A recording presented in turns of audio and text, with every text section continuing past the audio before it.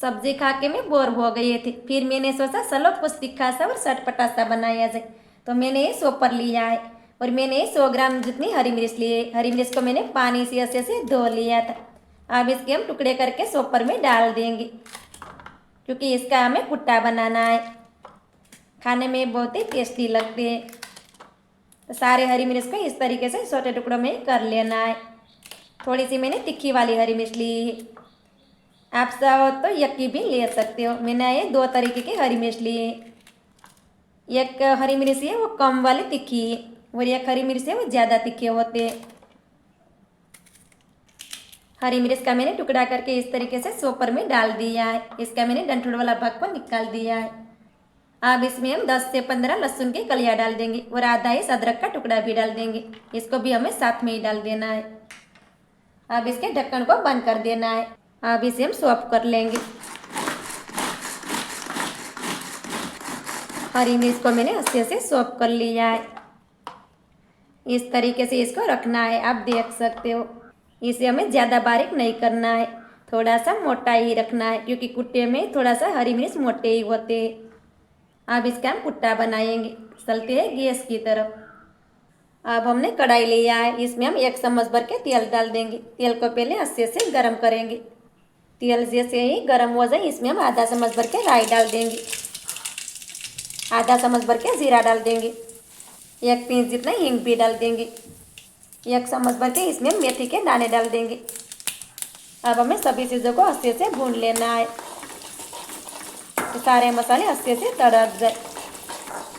इसमें मैंने 1 चम्मच भर के मेथी दाने डाले हैं, क्योंकि मिर्च के कुट्टे हैं इसमें मेथी ज़्यादा डालते हैं, तभी तो ये खाने में टेस्टी लगते हैं। मेथी को थोड़ा सा कलर चेंज हो जाए तब तक हम इसे भून लेंगे। मेथी दाने अच्छे से भून गए और इसका कलर भी चेंज हो गए, आप देख सकते हो। अब इसमें हम सॉफ किए हुए हरी मिर्च को डाल देंगे और अच्छे से मिक्स कर देंगे। अब हमें हरी मिर्च को चलाते हुए थोड़ी देर के लिए भून लेना है, कि हरी मिर्च भी अच्छे से भून जाए। इसमें से कितनी अच्छी मेथी दाने की खुशबू आ रहा है, खाने में तो बहुत ही टेस्टी लगते हैं। एक बार आप बना कर देखिए।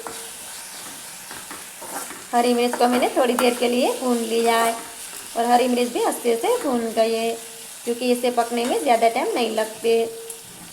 अब इसमें स्वाद के अनुसार नमक डाल देंगे, थोड़े से हल्दी के पाउडर भी डाल देंगे, थोड़े से इसमें हम लाल मिर्च का पाउडर भी डाल देंगे और अच्छे से इसको मिक्स कर देंगे। इसे भी हमें चलाते हुए थोड़ी देर के लिए भून लेना है। मसाला को मैंने थोड़ी देर के लिए भून लिया है और आप देख सकते हो कि एकदम तीखा सा और चटपटा सा कुट्टा बन के रेडी हो गए। फ्लेम को बंद कर देना है। इसके ऊपर से हम बारीक कटे हुए हरे धनिया को डाल देंगे। उसी के साथ हम आधा नींबू का रस भी डाल देंगे। आप चाहो तो इसमें चीनी भी डाल सकते हो, अगर आपको पसंद है तो आप डाल दीजिए। फिर इसे अच्छे से मिक्स कर देंगे। कुट्टा है वो तीखा और खट्टा खाने में अच्छे लगते हैं। तो आप देख सकते हो कि एकदम बढ़िया से कुट्टा बन के रेडी हो गए हैं। इसे हम सर्व कर लेंगे।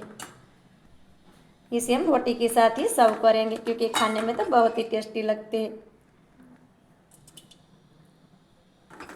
अगर आप भी सब्जी खा खा के बोर हो गए हैं तो कुट्टा ज़रूर से बनाइए, खाने में बहुत ही अच्छे लगते हैं।